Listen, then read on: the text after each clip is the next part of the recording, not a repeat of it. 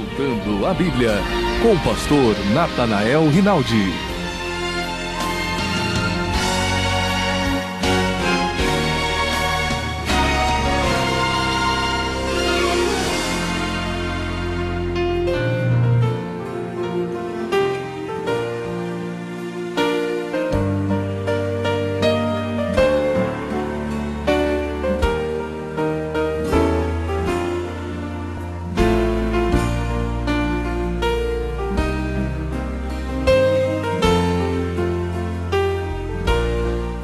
Evangelho segundo a narrativa de Lucas, capítulo 12, a partir do verso 13. Diz assim a palavra do Senhor. E disse-lhes um da multidão: Mestre, dize a meu irmão que reparta comigo a herança. Mas ele lhe disse: Homem, quem me pôs a mim por juiz ou repartidor entre vós? E disse-lhes: Acautelai-vos e guardai-vos da avareza, porque a vida de qualquer não consiste na abundância do que possui. E propôs-lhes uma parábola, dizendo: A herdade de um homem rico tinha produzido com abundância. E arrazoava ele entre si, dizendo: Que farei? Não tenho onde recolher os meus frutos. E disse: Farei isto: derribarei os meus celeiros e edificarei outros maiores, e ali recolherei todas as minhas novidades e os meus bens. E direi à minha alma: Alma, tens em depósito muitos bens para muitos anos. Descansa, come, bebe e folga. Mas Deus lhe disse: Louco, esta noite te pedirão a tua alma, e o que tens preparado, para quem será? Assim é aquele que para si ajunta tesouros e não é rico para com Deus. O nosso segundo texto está na carta aos Hebreus, no capítulo 9, e o verso 27. Carta aos Hebreus, capítulo 9, verso 27.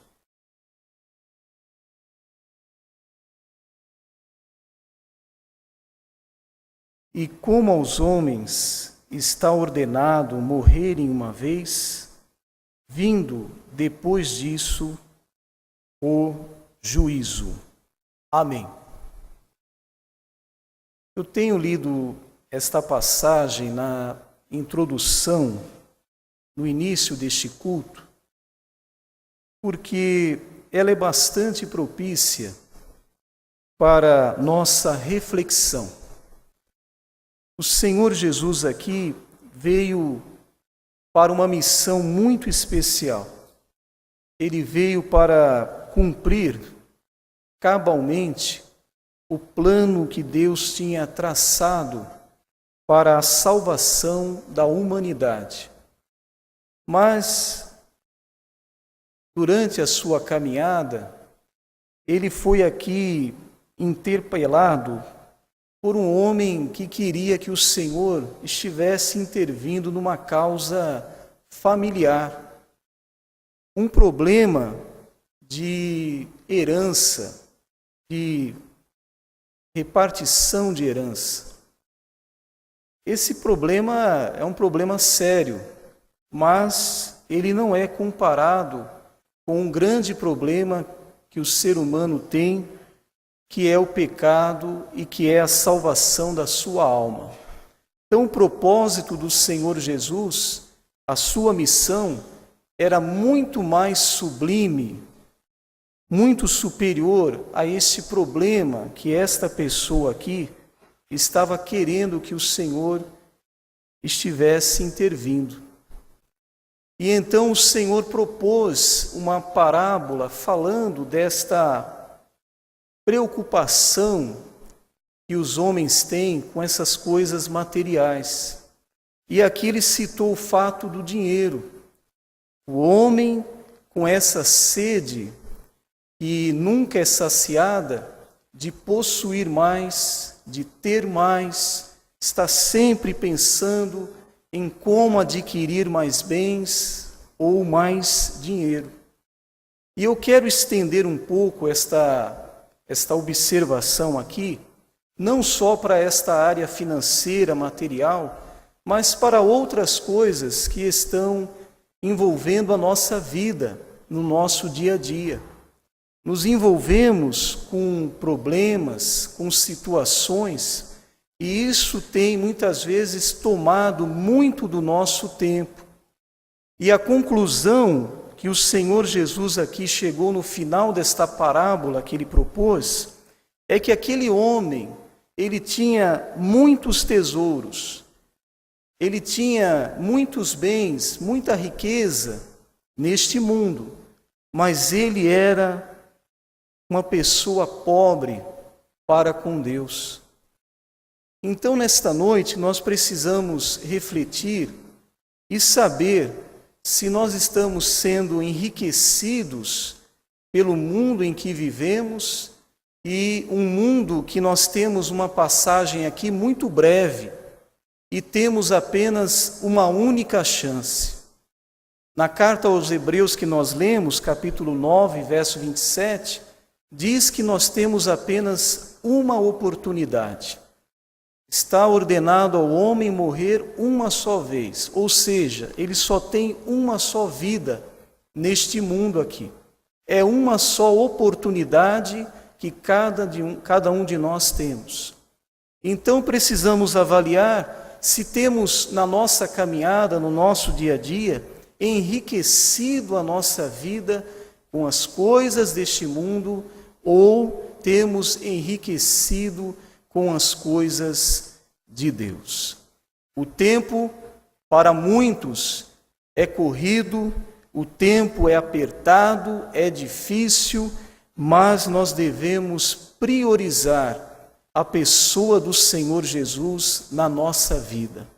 Nós devemos a cada dia buscar mais esta presença gloriosa do Senhor e enriquecer a nossa vida com as coisas de Deus. É tão triste quando nós vemos pessoas tão envolvidas com as coisas do mundo, mas nada sabem sobre Deus, nada conhecem sobre o Senhor e não têm nenhum interesse de se aprofundar. E nesta noite, meu irmão, o seu desejo, o desejo do seu coração seja receber mais de Deus neste lugar. Que nesta noite você tenha sede, não a sede de coisas materiais, de coisas frágeis que vão ficar aqui quando você partir, mas a sede do Senhor, de ter experiências com Deus, de ter intimidade com Deus, de sentir a presença do seu Santo Espírito neste lugar, de receber a palavra de Deus nesta noite como um bálsamo para a sua alma, a palavra de Deus como um alimento que vai te sustentar no dia da adversidade, de receber de Deus nesta noite a tua bênção, porque nós viemos aqui para sermos enriquecidos das coisas de Deus. Aqueles que estão em Cristo hoje estão assentados em lugares celestiais.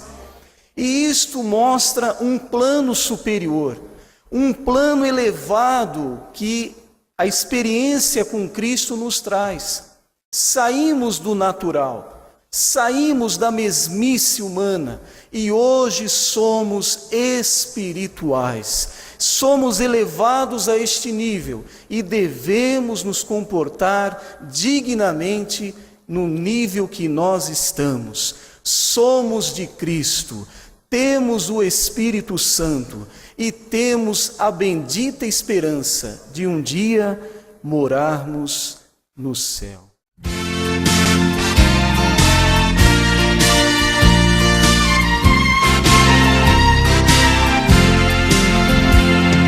Livres de pecado, vós quereis ficar, olhai para o Cordeiro de Deus. Ele morto foi na cruz para nos salvar, olhai para o Cordeiro de Deus. Olhai para o Cordeiro de Deus. Olhai para o Cordeiro de Deus. Porque só Ele vos pode salvar. Olhai para o Cordeiro de Deus. Se estás tentado, sem hesitação, olhai para o Cordeiro de Deus. Ele encherá o vosso coração. Olhai para o Cordeiro de Deus. Olhai para o Cordeiro de Deus. Olhai para o Cordeiro de Deus. Porque só Ele vos pode salvar. Olhai para o Cordeiro de Deus. Se estás cansado e sem mais vigor, olhai para o Cordeiro de Deus. Ele vos quer dar seu divinal amor. Olhai para o Cordeiro de Deus. Olhai para o Cordeiro de Deus. Olhai para o Cordeiro de Deus. Porque só Ele vos pode salvar. Olhai para o Cordeiro de Deus. Se na vossa senda sombras vêm cair, olhai para o Cordeiro de Deus. Ele com sua graça tudo quer suprir. Olhai para o Cordeiro de Deus. Olhai para o Cordeiro de Deus. Olhai para o Cordeiro de Deus. Porque só Ele vos pode salvar. Olhai para o Cordeiro de Deus.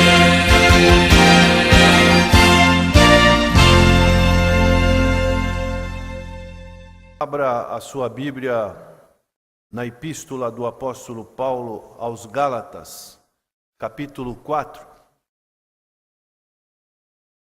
Nosso objetivo tem sido falar da chamada teologia sistemática. Estivemos falando de Deus e, como se aproxima o Natal, queremos estar meditando sobre a pessoa e a obra de nosso Senhor e Salvador Jesus Cristo. E o texto de Gálatas, capítulo 4, ele tem passagens importantes. A Epístola aos Gálatas, ela foi escrita para fazer defesa da fé cristã. Pessoas estavam se convertendo ao cristianismo e pessoas judaizantes queriam que esses cristãos tivessem práticas ainda sobre a lei. Práticas, por exemplo, guardar o sábado, fazer festas judaicas. E o apóstolo Paulo, que foi o fundador desta igreja, ele escreveu essa epístola para fazer defesa com relação a essa situação que aqueles judeus, aqueles cristãos que estavam sob influências desses judaizantes, estavam querendo que os cristãos praticassem certas coisas que eram ainda da lei. E aqui no capítulo 4, nós encontramos, a partir do verso 1, diz: Digo, pois, que em todo tempo em que o herdeiro é menino, em nada difere do servo, ainda que seja senhor de tudo. O apóstolo Paulo está falando que, mesmo que o menino seja herdeiro, ele ainda não tem um valor, ele não tem uma autonomia para dirigir as suas posses. E ele está debaixo da tutela de uma pessoa com mais idade. Assim também era uma pessoa que era um servo, um escravo. No Império Romano, uma pessoa para ter maioridade, ela tinha que ter 25 anos. Então, ali Paulo está dizendo que a pessoa ainda não tinha direito de herança. E no verso 2 ele diz: mas está debaixo de tutores e curadores até o tempo determinado pelo Pai. Assim também o apóstolo Paulo faz uma aplicação espiritual dizendo: assim também nós, quando éramos meninos, isto é, estávamos no início da fé cristã, uma pessoa que aceita o Senhor, ela está dando os primeiros passos, biblicamente ela é considerada um menino, uma pessoa que precisa ainda de cuidados, de tutores, de discipuladores. Assim também nós, quando éramos meninos, estávamos reduzidos à servidão, debaixo dos primeiros rudimentos do mundo. E o apóstolo Paulo então está dizendo, fazendo defesa da fé cristã. E no verso 4 ele diz: mas vindo a plenitude dos tempos, Deus enviou seu Filho, nascido de mulher, nascido sobre a lei, para remir os que estavam debaixo da lei, a fim de recebermos a adoção de filhos. Ele está dizendo que agora nós não estamos mais debaixo da lei, mas agora Cristo veio nos dar a graça, e dessa maneira Cristo veio estabelecer filhos para Deus. A palavra filhos para Deus ou filhos de Deus é algo quase que nós não encontramos no Novo Testamento, mas aqui o apóstolo fala de uma filiação. E o verso 6 ele diz: e porque sois filhos, Deus enviou aos nossos corações o Espírito de seu Filho, que clama: Abba, Pai. Uma palavra aramaica dizendo Pai querido. O apóstolo Paulo então diz que nós temos uma filiação muito melhor, que não está mais debaixo da lei, mas debaixo da graça do Senhor Jesus Cristo. E isso é um assunto controverso, é um assunto difícil, é um assunto em que hoje, em nossos dias, nós também podemos ser inquiridos com relação à guarda de sábado, às leis que foram dadas para Moisés. E nós precisamos de pessoas, irmãos nossos, que estejam preparados para fazer defesa da fé. E amanhã nós vamos ter a oportunidade de ter aqui um momento todo especial. Eu quero dizer que a nossa vida ela é composta por momentos, e pessoas há que perdem os momentos que podem ser os mais felizes da sua vida. Você que está aqui nesta noite, esse pode ser um momento todo especial de você com Deus. E o momento ou dia, eles são como dobradiças de porta. Uma porta, ela é pesada, mas através de pequenas dobradiças, ela abre ou fecha. E às vezes acontecem coisas pequenas como dobradiças, que são extremamente importantes para as nossas vidas, para que realmente a nossa vida seja aberta ou seja fechada. E amanhã à noite, durante a exposição do curso de doutrinas bíblicas, o pastor Natanael estará autografando o livro Sabatismo à Luz da Bíblia.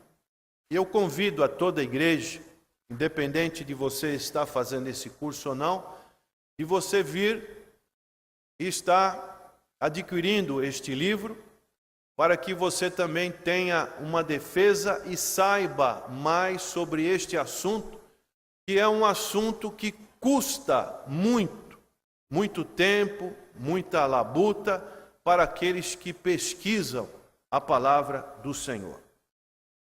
Fazendo esta sinopse, podemos assim dizer, da palavra de Deus, eu gostaria de me ater ao verso 4. Mas vindo a plenitude dos tempos, Deus enviou seu Filho, nascido de mulher, nascido sob a lei. Um momento único na história da humanidade. Um momento exclusivo.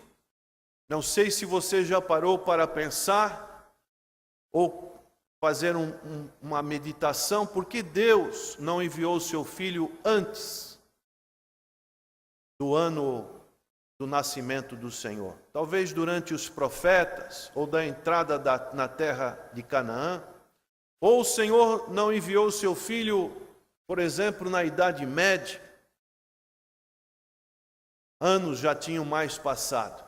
Mas Deus enviou seu Filho num momento exclusivo.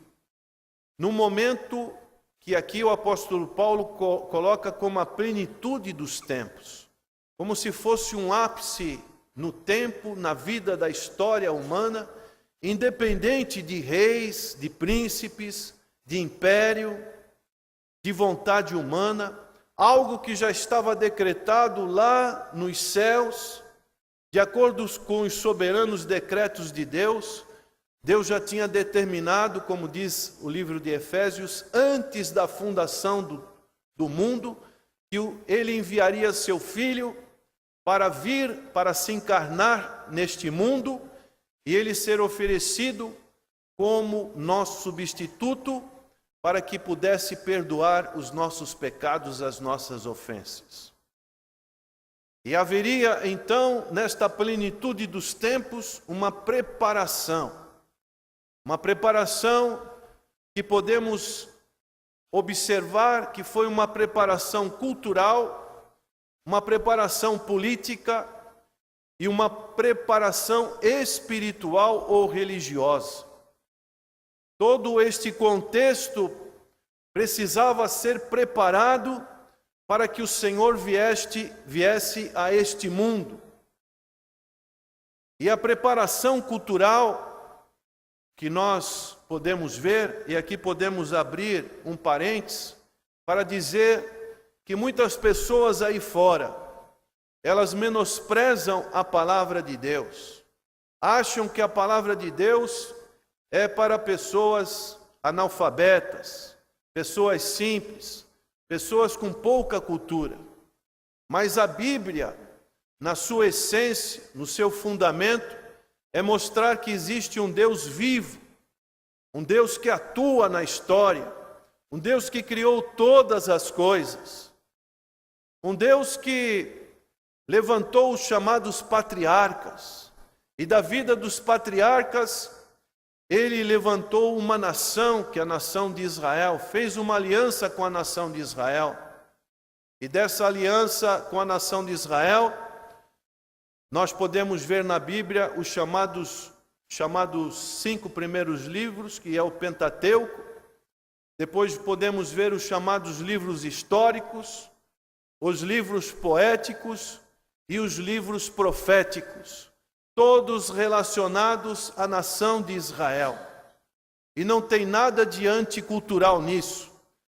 Além de termos uma cultura natural, quando Deus ilumina a nossa mente, o principal de estudarmos e nos inteirarmos da palavra de Deus é que Deus ilumina as nossas vidas espirituais através do novo nascimento em Cristo Jesus.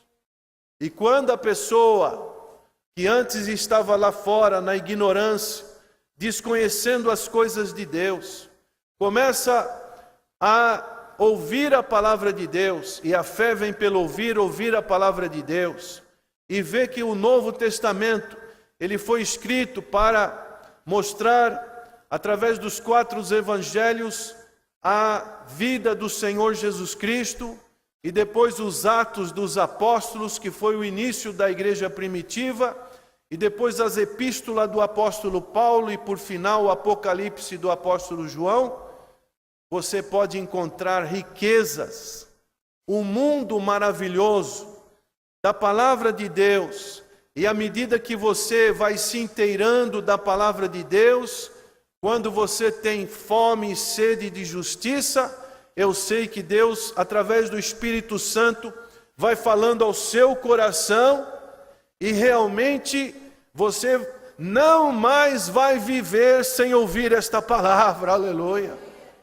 Você sente fome, como diz o nosso irmão aqui na frente, ele diz assim: eu trabalho, mas quando chega a hora de eu vir na igreja, eu paro tudo e vou ouvir, vou cultuar a Deus.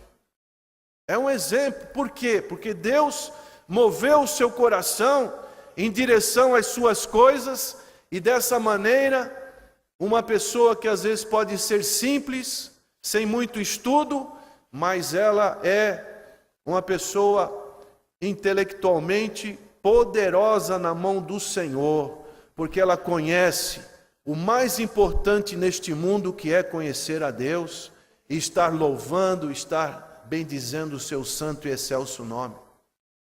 Então, as pessoas que dizem que nós evangélicos somos anticulturais estão totalmente erradas. Não conhece. E Deus, na sua cultura, na sua infinita sabedoria, como diz o apóstolo Paulo em 1 Coríntios, que a sabedoria de Deus, a loucura de Deus é mais sábia do que qualquer sabedoria dos homens. Deus, no seu tempo, enviou um povo, e este povo foi os gregos. Existiram os impérios assírio, o império babilônico, o império medo-persa, e depois um homem chamado Alexandre o Grande, com 33 anos, ele conquistou toda aquela região daquele mundo inteiro. E ele chorava para conquistar mais terras. Ele queria conquistar mais terras. E ele faleceu muito novo, com 33 anos. E do seu império surgiram 4 lideranças através de 4 generais. E um dos generais, chamado Antíoco Epifânio, ele governou a terra da Palestina. E ali a língua grega, ela se tornou uma língua universal, como é hoje o inglês. Uma língua que abriu entendimento para o comércio, principalmente, para os grandes pensadores gregos, a filosofia grega. E assim o mundo, ele ficou mais curto por causa da cultura grega.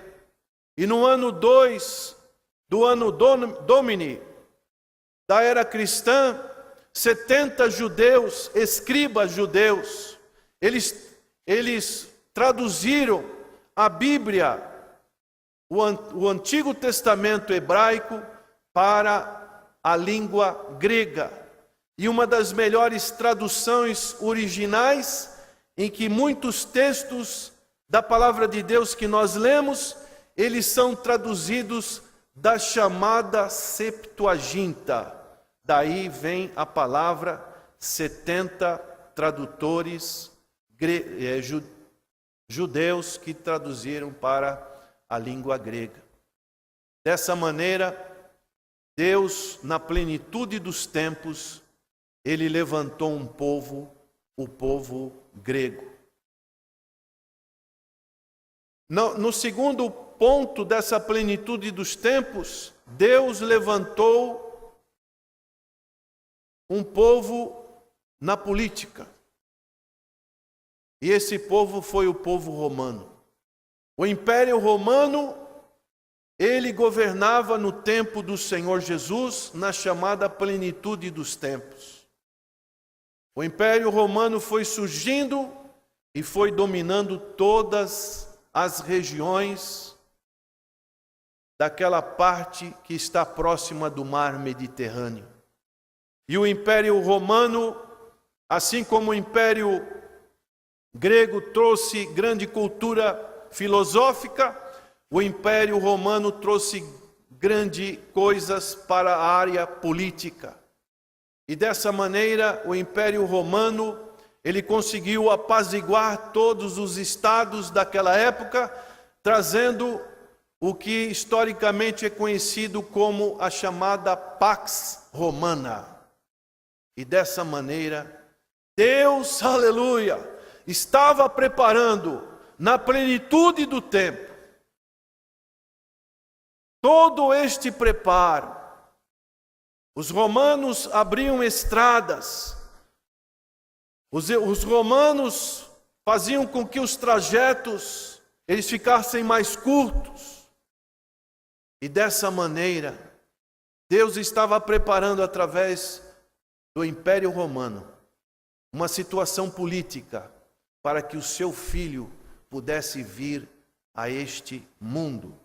Louvado seja o nome do Senhor. As guerras foram cessadas. Roma era o ponto principal naquela época.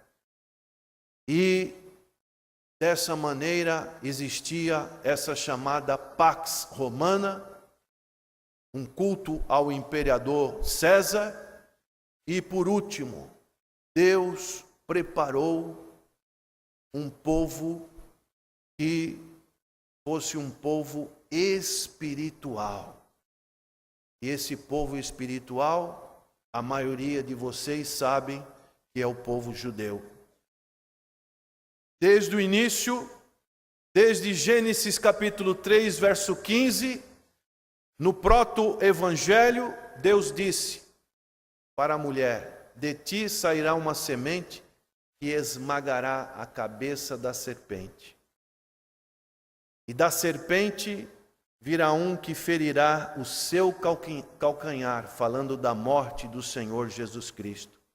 Mas o Senhor Jesus Cristo, ele esmagou a cabeça da serpente, aleluia. E através dos patriarcas de Abraão, em Gênesis capítulo 12, de 1 a 3, Deus foi elaborando um plano da semente de Abraão, na genealogia que nasceu o Senhor Jesus Cristo. Deus foi estabelecendo um que viesse de uma nação separada, uma nação santa. E nós que temos estudado o Antigo Testamento, os profetas menores, o livro de Esdras e Neemias, nós temos visto que no decorrer da história, como Deus tem preservado o seu povo, para que através deste povo viesse uma semente que fosse uma semente da sua aliança. E dessa maneira, Jesus Cristo, ele se encarnou e nasceu, humanamente falando, de uma mulher judia, de uma virgem, que concebeu e deu à luz este menino, que ele veio com a missão de morrer aqui na cruz do Calvário para perdoar os nossos pecados. Ele se tornou carne e dessa maneira ele veio para trazer a redenção que é oferecida até os nossos dias, para que todos aqueles que cheguem ao conhecimento da verdade que é o Senhor Jesus Cristo, possam ser libertados dos seus pecados e dessa maneira terem uma aliança com o Senhor. O Senhor, na plenitude dos tempos, Ele mudou a história. Ele, sendo Deus, se encarnou. Ele, sendo rico, Ele se fez pobre. Ele, sendo Deus, Ele se fez homem. Ele, sendo Senhor, Ele se fez servo. Para quê? Para que através da sua vida, Ele pudesse então estar fazendo o plano de Deus, conforme nós podemos ler aqui no início, no verso 4. Mas vindo a plenitude dos tempos, Deus enviou o seu Filho, nascido de mulher. Aí está uma grande expressão, nascido de mulher, com uma natureza humana, ao mesmo tempo com uma natureza divina, 100% Deus, 100% homem. Dessa maneira, nós podemos dizer que os decretos de Deus não foi algo de improvisação, mas foi algo que foi determinado antes da fundação dos séculos, do mundo, para que Deus estabelecesse o seu plano aqui na terra. O Natal, nós podemos dizer, não é uma criação da igreja. O Natal não é um subproduto do comércio guloso, que nós já vemos um preparativo das pessoas querendo consumir, comprar as coisas para passar essa data. O Natal não é isso. Mas o Natal é uma expressão graciosa dos eternos decretos de Deus, que nos amou a ponto de enviar seu Filho ao mundo, para que todo o que nele crê não pereça, mas tenha a vida eterna. E hoje, nós também vivemos numa época em que nós precisamos fazer como aquela tribo de Isacar. A tribo de Isacar, conforme a história de Israel, eles eram exímios conhecedores dos tempos. E eu pergunto para você que está aqui nesta noite, você conhece o tempo em que você está vivendo? Esses tempos que nós estamos vivendo têm trazido a humanidade mais próxima de Deus ou a humanidade tem se afastado de Deus? As pessoas estão querendo mais o consumo, as coisas desse mundo, ou estão querendo mais as coisas de Deus, as coisas espirituais, as coisas eternas? Esse é um tempo que nós precisamos conhecê-lo. É um tempo que nós precisamos nos aproximar mais de Deus. É um tempo em que os valores humanos cada vez estão sendo mais desprezados e desprezíveis pela sociedade que nós vivemos. Um tempo em que o certo é errado e o errado é certo. Um tempo sem referenciais. Um tempo que somente Jesus pode fazer a diferença na vida de uma pessoa. E nós aguardamos esse tempo que ele vai ter uma nova plenitude, não de uma encarnação novamente do Senhor Jesus Cristo, mas a palavra de Deus nos diz que também haverá um dia, um tempo, e esse dia é um dia especial, um dia glorioso, em que o Senhor voltará para buscar a sua igreja, com grande glória, não mais humildemente nascendo de uma estrebaria, mas o Senhor voltará com alarido, com sonidos, a ouvir a trombeta. Os que estiverem em Cristo serão transformados num corpo igual ao do Senhor Jesus Cristo. E os que forem mortos com o Senhor Jesus Cristo ressuscitarão. e terão seus corpos glorificados, e estarão agora indo ao encontro do Senhor nos ares. Isso chama-se o arrebatamento da igreja. Esse é um tempo que nós estamos esperando, aguardando, numa grande expectativa. Como que uma mulher que sente dores de parto quando está para nascer o seu filho, assim também nós com grandes expectativas aguardamos a volta do Senhor Jesus Cristo. E você, como você está? Que tempo você está vivendo? Um tempo de ignorância ainda com relação às coisas de Deus? Um tempo de você achar que o que vale é você ter uma religião como é o tipo dos judaizantes, uma religião exterior, de compromissos religiosos, de praticar boas obras, achando que isso vai fazer justiça para a sua vida? Isso é muito perigoso. A Bíblia nos diz que todos pecaram e destituídos estão da graça de Deus. Que Deus enviou seu Filho para que todo o que nele crê não pereça, mas tenha a vida eterna. O salário do pecado é a morte, mas Jesus Cristo, Ele nos dá graça, Ele nos dá vida, e esta vida nós temos que pregar. E se você está aqui nesta noite e ainda não conheceu o Senhor Jesus Cristo, este é um momento, é uma dobradiça no seu tempo, de você abrir a porta para o Senhor Jesus Cristo e convidá-lo a entrar na sua vida, a fazer de você uma nova criatura, para fazer de você o que o apóstolo diz aqui, para remir os que estavam debaixo da lei. Que lei?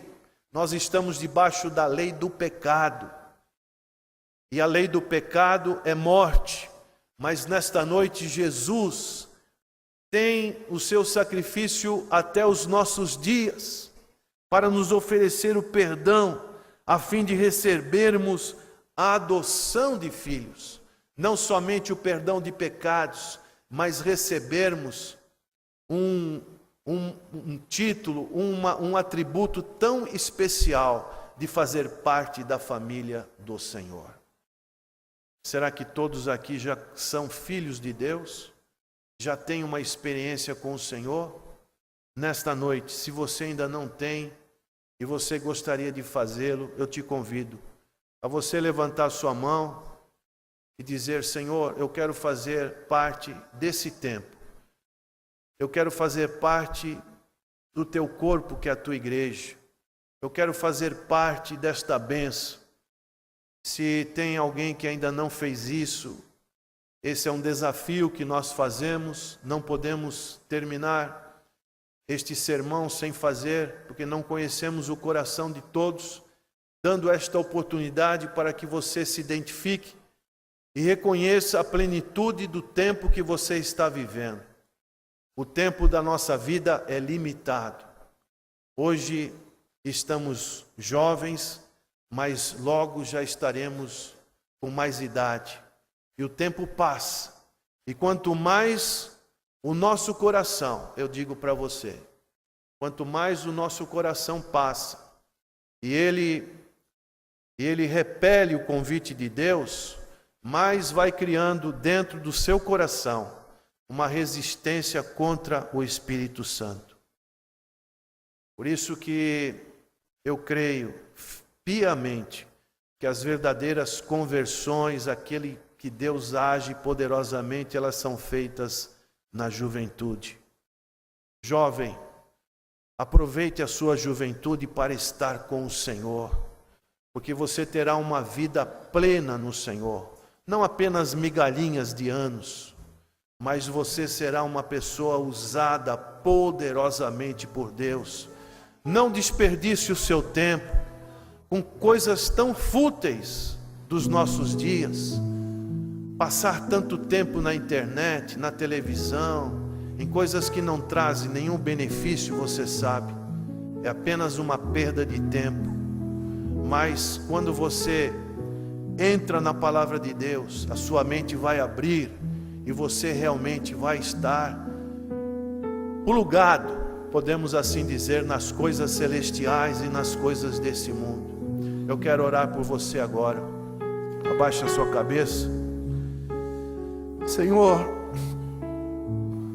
como é bonita a tua palavra, como é bonito os teus decretos, Senhor, como é bonita a tua sabedoria. Oh Jesus, obrigado pela iluminação do teu Santo Espírito, e traz a revelação da tua palavra aos nossos corações. Pelo Senhor ter um plano tão maravilhoso de enviar o seu Filho na plenitude dos tempos, quando os impérios aqui neste mundo estavam sendo governados sobre influências de povos tão diferentes uns dos outros.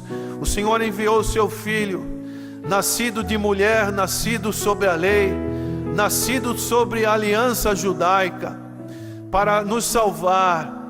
Ó Jesus, e vivemos uns dias tão distantes daqueles dias, mas também vivemos dias que estão mais próximos da sua segunda vinda. Então prepara a tua igreja, Senhor, prepara o teu povo para este grande encontro, Senhor, para que a tua obra, a tua pessoa, ela possa ser algo que nós mais queiramos neste mundo, de te conhecer, de te amar, de poder te adorar na beleza da tua santidade.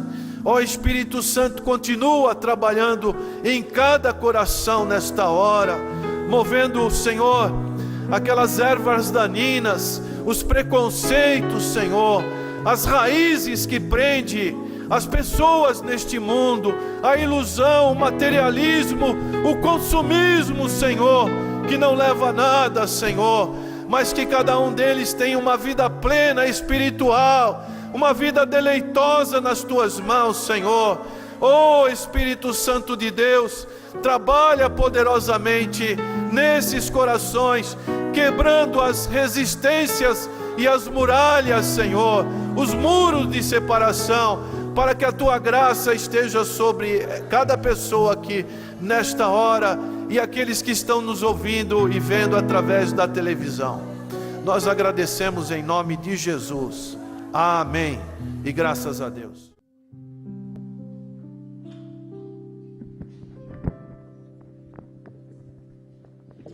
Saudamos a igreja com a paz do Senhor.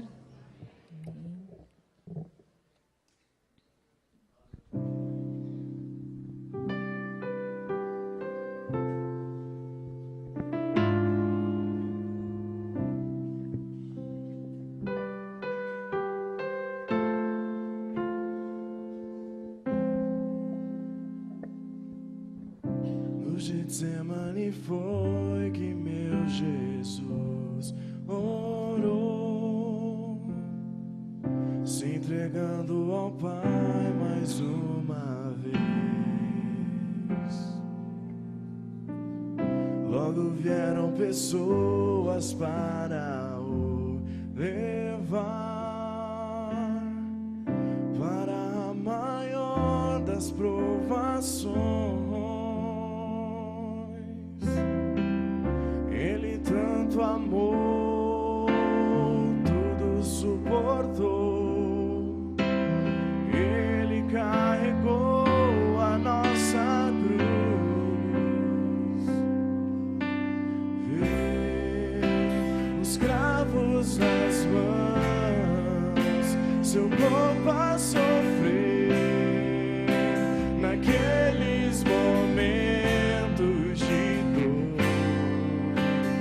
Vê o mestre a chorar, e foi por você que ele mostrou tanto amor. Os soldados cuspiam no seu rosto nu.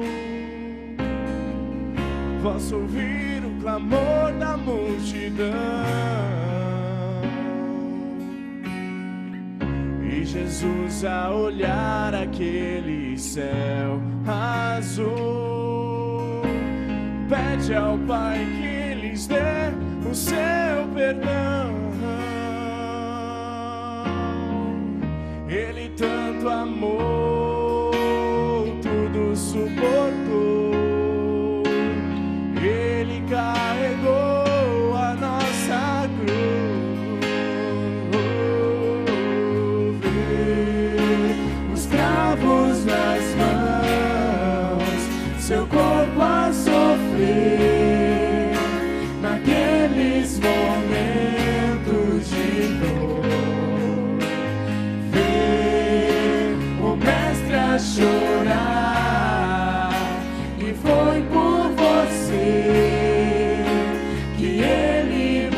mostrou tanto amor. Ele tanto me amou, Ele tudo por mim suportou, carregou minha cruz. Vê os cravos nas mãos, seu corpo a sofrer, naqueles momentos de dor. Vê o mestre a chorar, e foi por você que ele mostrou tanto amor. Vê os cravos nas mãos, seu corpo a sofrer, naqueles momentos de dor. Vê o mestre a chorar, e foi por você que ele mostrou tanto amor. Vê os cravos nas mãos, seu corpo a sofrer, naqueles momentos de dor. Vê o mestre a chorar, e foi por você que ele mostrou tanto amor. Distintos telespectadores, nós estamos chegando ao ponto final do nosso programa Consultando a Bíblia, e aproveitando o ensejo, nós queremos fazer um convite a vocês para visitar nossas igrejas aqui na Baixada Santista, sempre aos domingos às 19 horas. E vamos agora orar a Deus, pedir a sua bênção sobre nós, também extensivas à sua família. Senhor nosso Deus, nós invocamos o teu nome, suplicando a tua bênção sobre nossos ouvintes, telespectadores, e que também suas famílias sejam abençoadas por ti. Tudo te pedimos no excelso nome de Jesus Cristo, nosso Senhor e Salvador. Amém.